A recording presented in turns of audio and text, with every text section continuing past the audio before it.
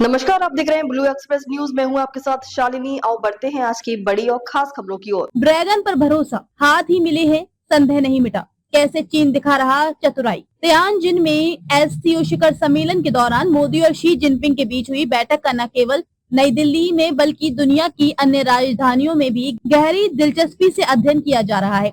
एक दृष्टिकोण ये मानता है कि वॉशिंगटन के साथ बढ़ते तनावपूर्ण संबंधों के कारण बुनियादी मतभेदों के बावजूद नई दिल्ली बीजिंग का पक्ष लेने के लिए मजबूर हो रही है।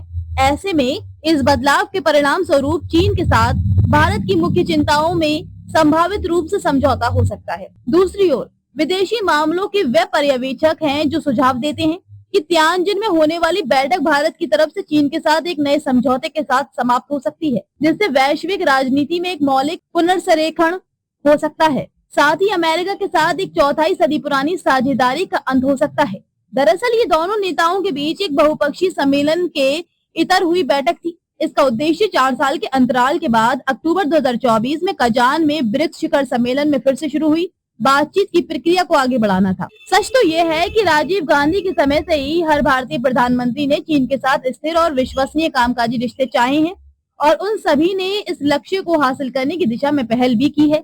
2020 में पूर्वी लद्दाख, खासकर गलवान घाटी में चीन सैन्य कार्रवाई के बाद इस प्रक्रिया में बाधा आने तक वर्तमान भारतीय सरकार के साथ भी यही स्थिति थी।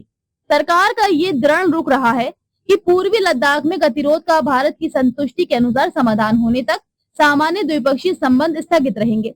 इस निलंबन का उद्देश्य संबंधों की गति पर स्थायी रूप से विराम लगाना नहीं था। अक्टूबर 2024 से बदलने लगी स्थिति। अक्टूबर 2024 में जब दोनों पक्ष कथित तौर पर पूर्वी लद्दाख में वास्तविक नियंत्रण रेखा पर सैन्य गतिरोध के पारस्परिक रूप से संतोषजनक समाधान पर पहुंच गए, तो शी और मोदी ने 23 अक्टूबर 2024 को घोषणा की कि संबंधित संवाद तंत्र और आदान प्रदान फिर से शुरू होंगे। तब से उन्होंने सांस्कृतिक आदान प्रदान फिर से शुरू किया है, वीजा सिस्टम को उदार बनाया है, कुछ सीमा पार नदियों के लिए डेटा साझाकरण व्यवस्था को फिर से शुरू करने पर सहमति व्यक्त की है और अन्य बातों के अलावा सीधा हवाई संपर्क बहाल करने का निर्णय लिया है। ऐसे ही लेटेस्ट अपडेट पाने के लिए हमारे चैनल को लाइक, फॉलो, सब्सक्राइब करें और बेल आइकन दबाना ना भूलें। अगर आप हमें फेसबुक, ट्विटर या इंस्टा के माध्यम से देख रहे हैं तो हमें फॉलो और कमेंट करें। धन्यवाद।